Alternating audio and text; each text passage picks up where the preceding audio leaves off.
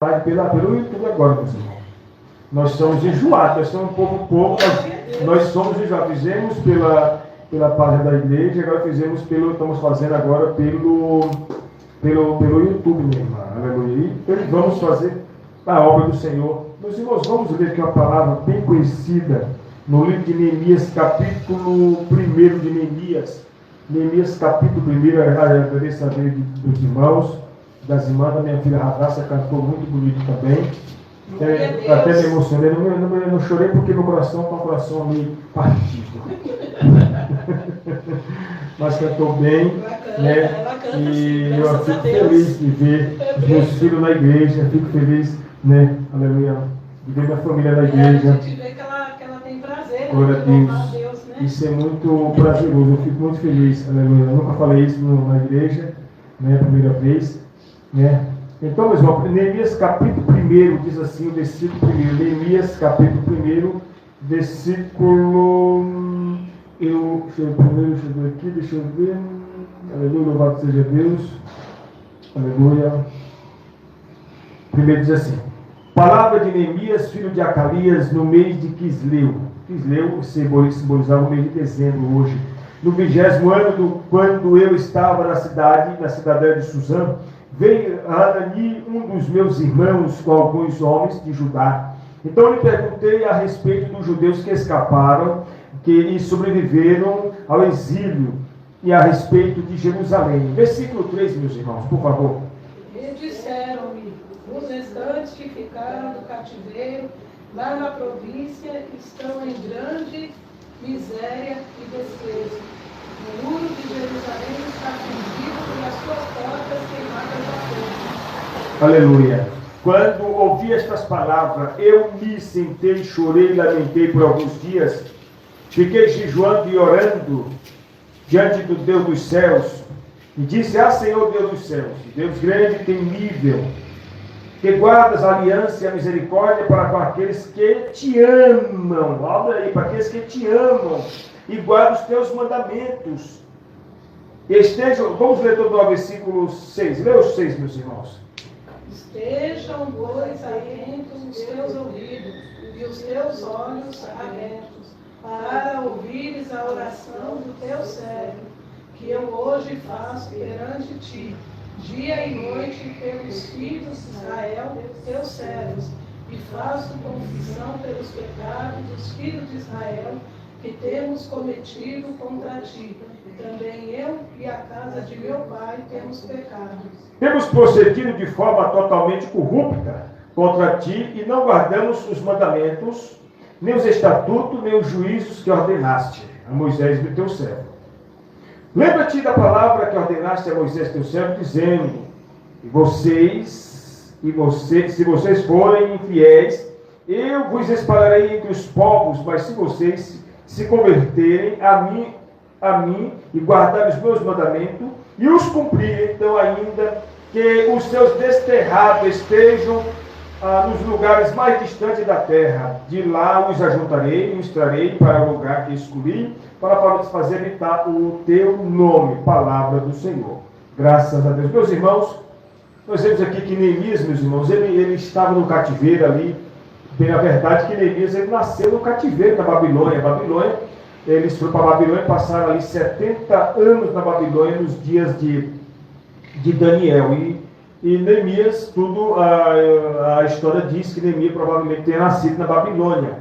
Mas quando Neemias retorna do cativeiro, meus irmãos, ele retorna do cativeiro preocupado, porque quando o rei Ciro assume a Babilônia, meus irmãos, ele já libera os judeus para cumprir a profecia do profeta Isaías, lá no capítulo 45, que o Senhor diz a Ciro, meu ungido, a quem eu tomo pela mão, e Ciro abriria as portas da Babilônia.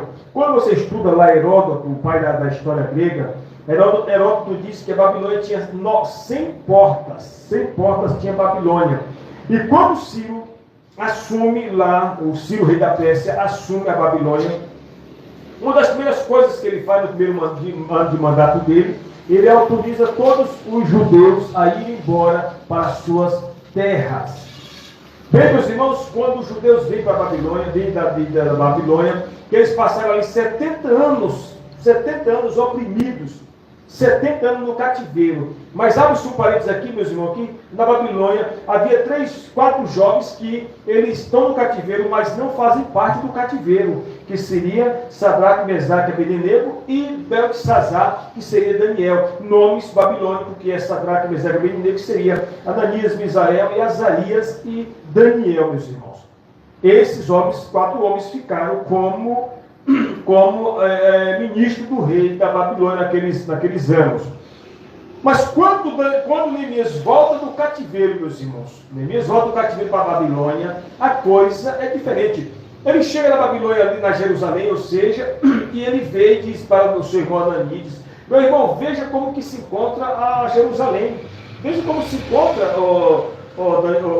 Ananias. E a Bíblia diz, irmãos, que o irmão dele aqui, está no capítulo 1, versículo 1, diz assim, ó: palavra de Neemias, filho de Acalias, no mês de Quisleu, que seria o mês de dezembro, no 20º ano, quando eu estava na cidadela de Suzã. Abrindo-se um parênteses, meus irmãos, a história de Flávio José, o historiador judeu, diz que Jerusalém, ou seja, o templo de Jerusalém foi destruído no dia 25 do mês de Quisleu.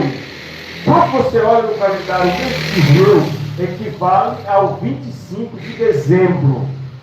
Ao 25 de dezembro, quando você estuda lá a história dos hebreus, diz que o templo de Jerusalém foi destruído no dia 25 do mês de Quisleu, diz o historiador judeu Flávio José.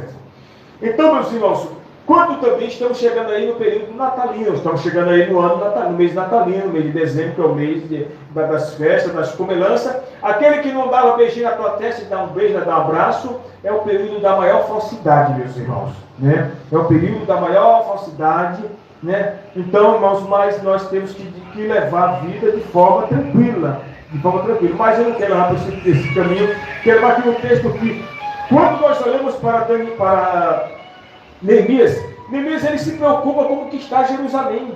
Como que está Jerusalém? Ele, meu irmão, vê lá como é que está Jerusalém. Anani foi lá e viu Jerusalém e diz assim, ó: vê, Anani, um dos meus irmãos, com algum dos homens de Judá. Então lhes perguntei a respeito dos judeus que escaparam e sobreviveram ao exílio a respeito de Jerusalém. E eles me responderam: o restante que sobreviveram ao exílio se encontra lá na província, estão em grande miséria, humilhação, as muralhas de Jerusalém continuam em ruínas e os seus portões foram destruídos pelo fogo. Ou seja, Jerusalém estava, o que, irmãos? Uma baderna, está destruída.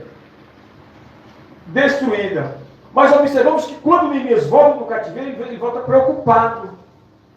Como que se encontra Jerusalém? E o seu irmão aqui dá ali a descrição como se encontra. Hoje, simbolicamente, irmãos, essa Jerusalém, sim, existe a Jerusalém antiga e existe agora a Jerusalém atual reconstruída. Essa Jerusalém aqui, irmãos, de muros, de muralhas destruídas, de portas queimadas, trazendo para a vida espiritual, tem muitos cristãos nos dias de hoje. Nos dias de hoje, que o cristão, ele tem que não ter só o nome de cristão. Não. Não ter só o nome de cristão. Não quer dizer, eu sou cristão, mas não busca Deus, não lê uma Bíblia, não congrega, não vai para a igreja. Então, não é cristão. É um, entre aspas, simbólico, só tem o nome.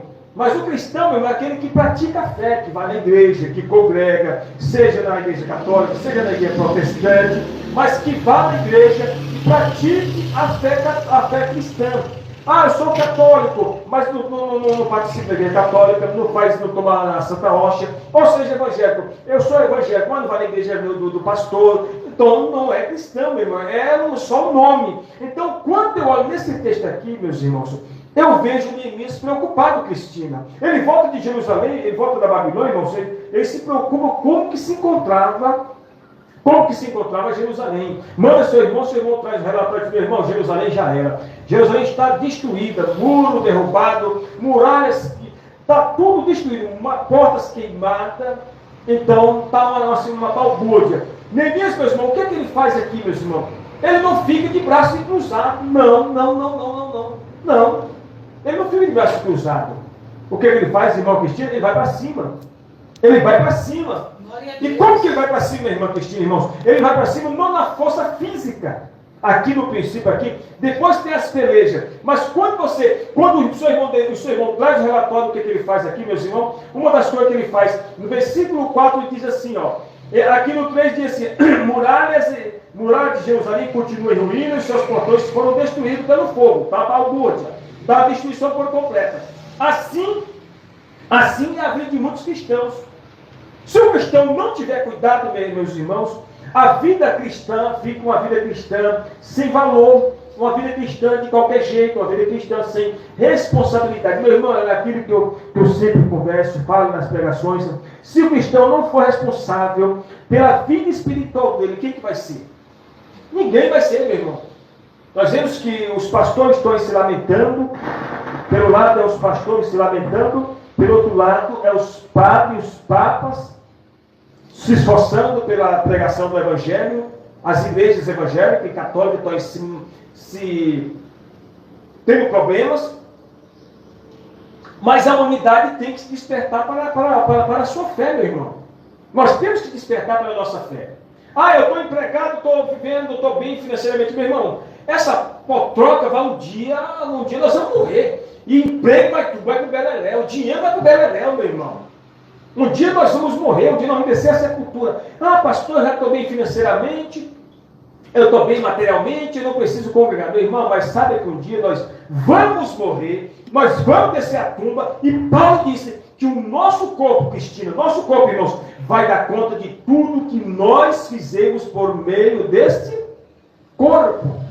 Seja bom, seja mal. Nós temos todo o direito de folgarmos, de ficarmos uma vida. Temos o direito, mas temos também a responsabilidade de ver como que estamos espiritualmente também. Porque não adianta você, irmão, nós enchermos o bolso de dinheiro com o nosso trabalho, não roubando, mas trabalhando, como diz a palavra, que digno é o do seu trabalho, como Adão trabalhou, teve direito do suor do seu rosto. Mas é digno também que o homem tenha o raciocínio que um dia a carcaça dele ou dela vai descer a sepultura. Se não foi novo, vai velho. Se não foi gordo, vai magro. Mas o dia vai. Se não foi careca, vai cabeludo. Mas o dia vai descer, meu irmão. E aqui o texto aqui, irmãos, olha o que diz Neemias no versículo 4. Quando eu ouvi estas palavras, eu me assentei, chorei, lamentei por alguns dias, fiquei jejuando e orando diante dos Deus dos céus. O que aconteceu aqui, meu irmão? Nós vemos aqui o Neemias responsável. O seu irmão traz o relatório e falou, rapaz, meu irmão, Jerusalém está destruída, está uma baderna, está uma bagunça, já era. Sabe o que ele fez, Cristina, irmãos? Ele foi buscar o Senhor. Ele foi buscar Deus, meu irmão.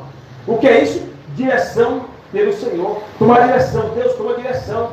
Toma direção da obra, toma direção da obra do Senhor, toma direção da minha vida. Toma direção, Senhor. Ele foi buscar o Deus dos céus. Hoje em dia, meus irmãos, o cristão, ele não quer saber disso. Se ele tem dinheiro, vai pela força do dinheiro. Se ele tem status financeiro, se ele tem influência, ele usa a influência dele. E alguns usam a sua influência para dar lugar ao diabo. Alguns usam a sua influência para pecar contra Deus. Alguns usam a sua influência para dar lugar à carne, para dar lugar à safadeza, para dar lugar às coisas que não agradam a Deus. E sabe o que acontece, irmão? Às vezes morre nessas porcarias e perde a salvação. Neemias é diferente, Cristina e Ivan, irmãos. O que Neemias fez aqui? Ele orou ao Deus dos céus. Está chegando aí, meu irmão, o final do ano.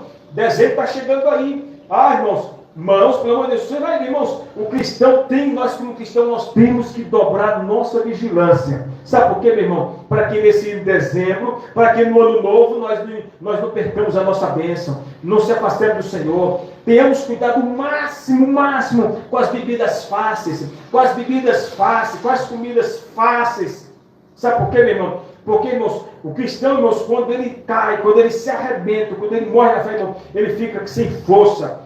Ele fica sem força para ler a palavra, fica sem força para congregar, fica sem força para ler a Bíblia. Tem mais medo da Bíblia do que o cão da cruz, como diz o linguajar popular. Tem mais medo da vida do que o cão da cruz, meu irmão. Está chegando dezembro aí, está chegando o ano novo. Então nós temos que ter cuidado com o que, evangelista? Eu vou falar aqui algumas coisas. Com cerveja, com quentão, com cachaça, com vinho, com prostituição, com adultério, com tudo isso, meu irmão. Sabe por quê, meu irmão? Porque depois que o cristão perde a bênção, irmão, só o sangue do Cordeiro e a graça do Senhor. Então, quando nós vemos esse texto aqui, meus irmãos, olha aqui, ó. Neemias, ele se preocupa, ele ora ao Senhor, busca a Deus. Olha o que ele diz aqui na sua oração, no versículo 5. Eu disse, Senhor Deus dos céus, Deus grande e temível, que guarda as alianças e misericórdia para com aqueles que te amam e guarda os teus mandamentos. Ou seja, aqui, Deus está dizendo aqui na sua oração que Deus ele tem misericórdia para com aqueles que amam e guardam os seus mandamentos. Mas, evangelista, está no Velho Testamento, sim, mas no Novo Jesus também falou isso. Jesus falou isso no Novo. Por que Jesus fala isso para Satanás? Falou, Satanás, adorarás somente ao Senhor teu Deus, e só a Ele prestarás culto. O que é isso, irmão? Primeira coisa, evangelista, eu vou honrar primeiramente a minha família. Está errado, erradíssimo. Em primeiro lugar, o cristão tem que honrar a Deus, depois a família, depois a igreja. Em primeiro lugar, a Deus. Jesus Cristo deu a dica: honrarás ao Senhor teu Deus sobre todas as coisas, sobre a mulher, sobre o emprego. Porque quem deu emprego para o cristão? Foi o capeta ou foi Deus, meus irmãos? Quem deu emprego para o cristão, meus irmãos, foi o próprio Deus.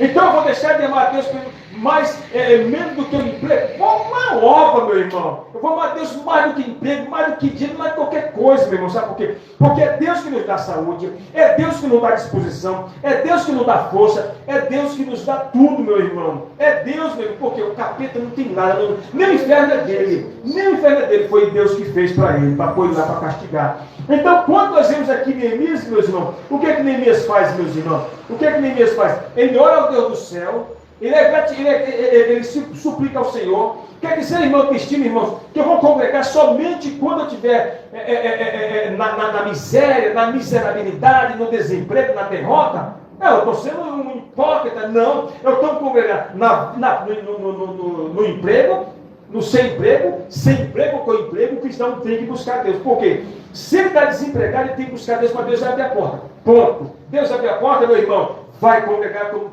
Mas, pastor, Deus já abriu a porta, então eu vou ficar de boa. Ficar de boa nada. Você tem que congregar, tem que buscar para ser grato a Deus, porque Ele foi que abriu a porta. É ou não é, meu irmão? Se nós fazemos isso, meu irmão, é aquilo que sempre eu costumo falar, a gente cria em nós, irmão Cristina, irmãos, um relaxo espiritual. A gente fica o quê? Lá vão ter. É como eu costumo. Quando Davi tirou folga das coisas do Senhor, das guerras, de buscar o Senhor, Davi adulterou com Batseba. Quando nós olhamos esse texto aqui, nós olhamos para Neemias, a lição de preocupação. Ele viu Jerusalém com as muralhas derrubadas, viu as portas de Jerusalém queimadas, mas ele, o que ele fez, irmão? Ele não cedeu. Ele foi lá e buscou o Senhor, creu no Senhor, e o Senhor disse, Senhor, está nas tuas mãos, está aqui, Senhor, Jerusalém está destruída, e diz a Bíblia que Deus entrou com providência. Jerusalém destruída simboliza cristão com a vida espiritual derrotada. Jerusalém com muralhas caídas e portas queimadas simboliza cristão no dia de hoje com vida derrotada. Eu não falo derrotada porque tem cristãos que ele está bem financeiramente. Está bem financeiramente, é louvável, isso também faz parte. Mas espiritualmente está um fracasso. Está um lixo espiritual. Sabe quem fica feliz com isso, Cristina, irmãos? Sabe quem fica feliz com a vida do cristão derrotado? O diabo. O diabo fica batendo palminhas. O diabo fica dando sorrisinho. O diabo fica fazendo carnaval no inferno quando o cristão se afasta de Deus. Pastor, eu só queria estar na casa do Senhor para arrumar um emprego ou casar. É o que acontece no dia de hoje. Casou, arrumou um emprego, caiu fora, irmão. Está fazendo uma burrice. Uma burrice, sabe por quê, meu irmão? Porque é Deus que nos abençoa, Cristina. É Deus que nos abençoa, meus irmãos. E aqui Neemias, meu irmão, quando ele sabe do estado de Jerusalém, o que ele faz? Ele busca o Senhor. Senhor, quero providência. Jerusalém está destruída. E diz a Bíblia, meus irmãos, que Deus escutou Neemias. E Neemias não passava de um copeiro, está no capítulo 1, e versículo 11. E versículo 11, aqui ele fala do relato aqui, meus irmãos, na oração dele aqui, do versículo 6 em diante, ele fala assim, temos procedido de forma totalmente corrupta, contra ti não guardamos os mandamentos, nem os estatutos, nem os juízes que ordenastes a teu servo Moisés, Lembra-te da palavra que ordenaste a Moisés, teu servo, dizendo: se vocês forem fiéis, eu os espalhareis entre os povos. Mas se vocês se converterem a mim e guardarem os meus mandamentos e os cumprirem, então, ainda que os seus desterrados estejam nos lugares mais distantes da terra, de lá os ajuntarei, os trareis para o lugar que eu escolhi, para fazer habitar o meu nome. Que é isso? Quem está dizendo, o que é que Deus está querendo dizer nessa palavra? Na oração do inimigo, o que o inimigo está dizendo aqui? Que aquele que busca Deus, que aquele que continua buscando o Senhor, ainda que a sua família esteja para lá da Lua, para lá de Marte, família destruída, família separada, quer dizer o que aqui? Que os ajuntará. Porque aqui no parênteses tem família que se reúne no Natal ou no Ano Novo. O ano todo é brigando. O ano todo é pôr no status no WhatsApp, piada no WhatsApp, porcaria no WhatsApp para afrontar o outro. Sabe quem fica feliz com isso? O diabo, meu irmão. Aí no final do ano, no Natal, está lá. Beijo do Judas. Passou o Natal, passou o Ano Novo, vira bloqueio no WhatsApp de novo. Manda provocações no WhatsApp, no status, no Facebook, nas redes sociais. Aí no final do ano, no Natal, Ano Novo, está lá dando beijinho. Não todos, mas quase 90%.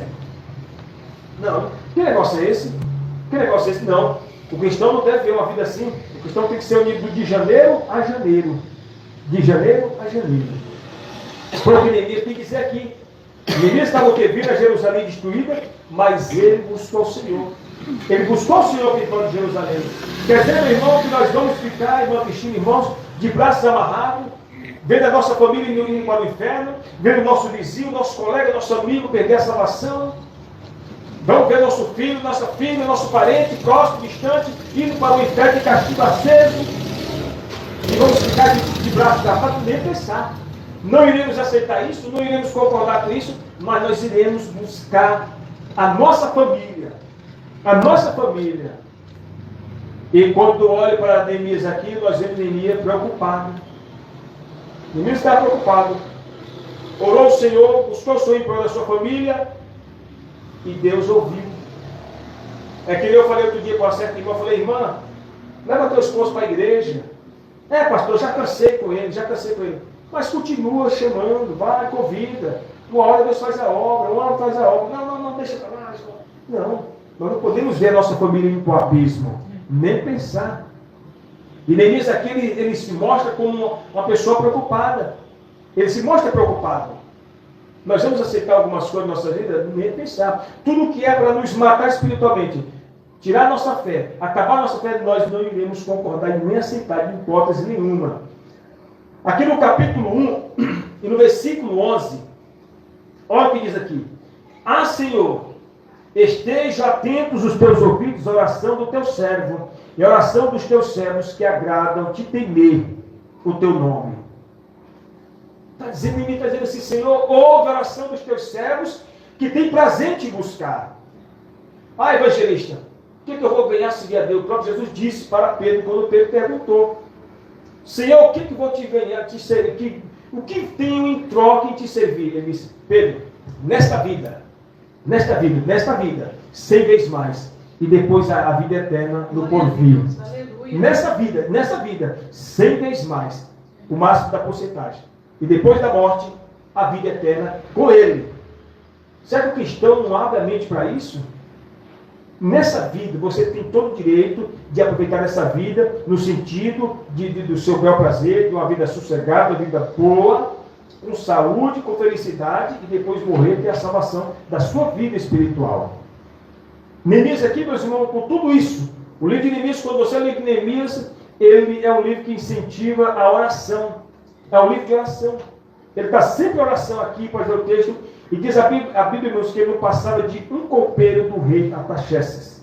Apenas um copeiro. Mas era um copeiro compromissado. Um copeiro compromissado. Tem cristão que se der um carro para ele, não congrega. Tem cristão que se der um carro para ele, não vai para a igreja. Que é isso? Não diz. Nós estamos vendo hoje em dia um cristianismo barato, um cristianismo fraco, um cristianismo frajuta. Quando eu falei no Romano hoje, falei para as pessoas, falou: pastor, como que foi lá a política da igreja lá? Eu falei: cai fora, rapaz. Cai fora. Nossa igrejinha pequena, como a igrejinha pequena não tem 15 membros, mas nós não adotamos esses meios. Embora que Neemias aqui, depois ele se torna governador. Mas política da igreja vira uma baderna. Política da igreja vira... Está dizendo política. Eu estou vendo esse protesto aí, mas reclamar aí, meu irmão.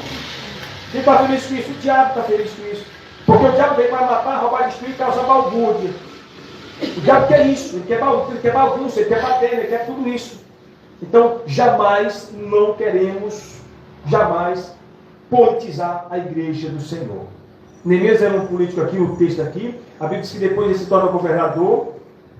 Mas aqui até então, aqui, enquanto eu estou falando ele como copeiro, ele era um copeiro de oração. Um copeiro que tinha compromisso e responsável. Trazendo por dia de hoje, nós como cristãos, nós vamos ficar sem oração? Não. Nós vamos dobrar a oração e vamos dobrar a responsabilidade, não somente pela igreja, mas pela igreja.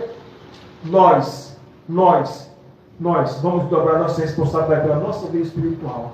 Amém. Pastor, quer dizer que eu vou ficar na igreja igualmente uma beata todo dia? Não. Quer dizer, pastor, que eu vou ficar igualmente o padre na igreja todo dia? Não.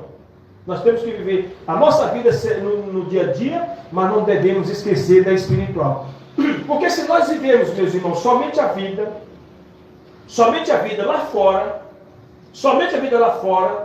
pizzaria, churrascaria, almoço ali, janta ali, festa na casa da irmã fulana, festa na casa do irmãozinho sapatinho de fogo, festa na casa da irmã do sapatinho de fogo, festa na casa do irmão do Joãozinho das pernas tortas. Sim, é bem o prazer da carne. E as coisas de Deus, onde que fica, Cristina? Onde fica as coisas de Deus, irmão? Fica para lá de Bagdá. Então nós temos que fazer o quê, irmãos? Dividimos. Não tem culto? Maravilha, nós estamos disponíveis, mas temos culto, nós vamos buscar pelo espiritual. Não tem culto, meu irmão? Acabou, fica tranquilo, meu irmão. Vai para a festa na casa da irmã fulana, festa cristã, já traz o prato de bolo para o pastor, que vai ficar feliz, leva a tapuete, traz o prato de bolo para ele, glória a Deus. Mas nós não podemos, meus irmãos, somente viver uma coisa e esquecer as demais. Temos que viver o quê? Nós estamos na terra, né? Por exemplo, a irmã Cristina falou assim, pastor, vai ter nós vamos beber tal dia. Não tem culto para Cristina, vai com tudo, minha irmã. É bênção do céu. Ainda orienta a senhora a levar aquela tapué grande.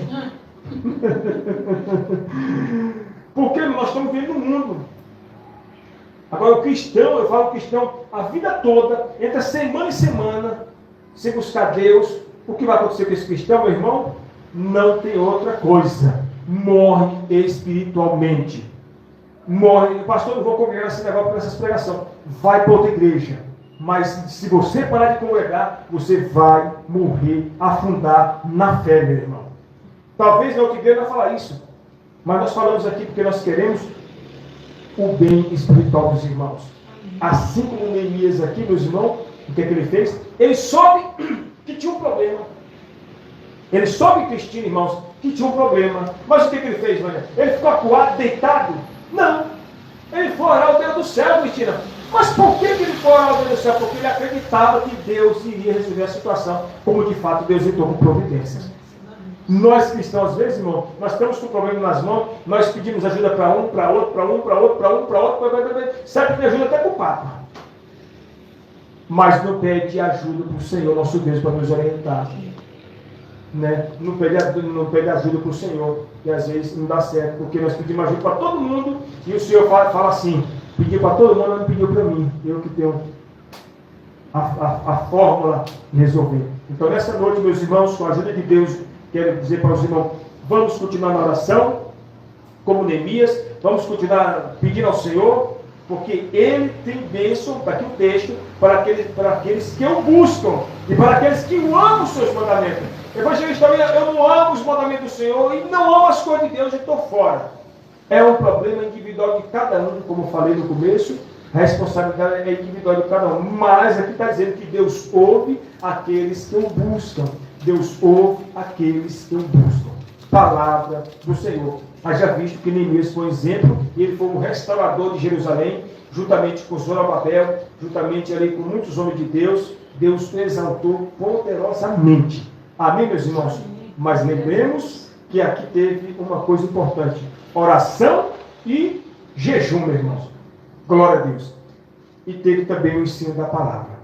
Vamos ficar de pé, agradecer a Deus por esse culto abençoado. E agradeço o empenho da Cristina, dos irmãos.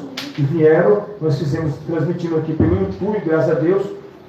Nós somos, como se diz, nós gostamos de perturbar, porque nós queremos ver alma salva.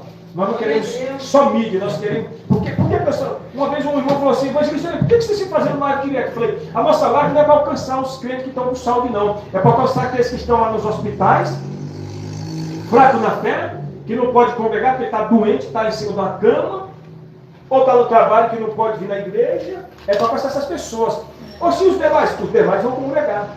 Porque o cristão só se fortalece, Cristina, irmãos, não é em casa. Não. O cristão se fortalece congregando. O cristão se fortalece congregando, como diz Hebreus 10, 25. Não deixemos de congregar. Haja visto que eu fiquei sabendo que o culto aqui domingo foi uma bênção, né? Glória a Deus. Fiquei sabendo que uma irmã pregou aqui, que foi uma bênção. Me falaram, que bênção, né? Me falaram assim, a evangelista olhando, a diaconisa Cristina pegou uma palavra lá tremenda. Eu fico feliz de falar, meu irmão. Eu mandei a mensagem e falei, como que foi o culto? Eu pedi o relatório, como que foi o culto lá? Pastor, a diaconisa Cristina pegou uma palavra lá tremenda, coisa do céu.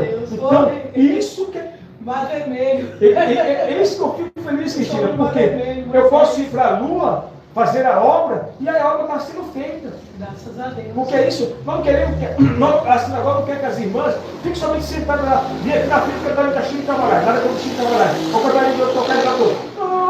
Não, eu quero que mais além, que prega a palavra, dirige o culto, põe o diabo para correr se ele encostar na porta e faz a obra.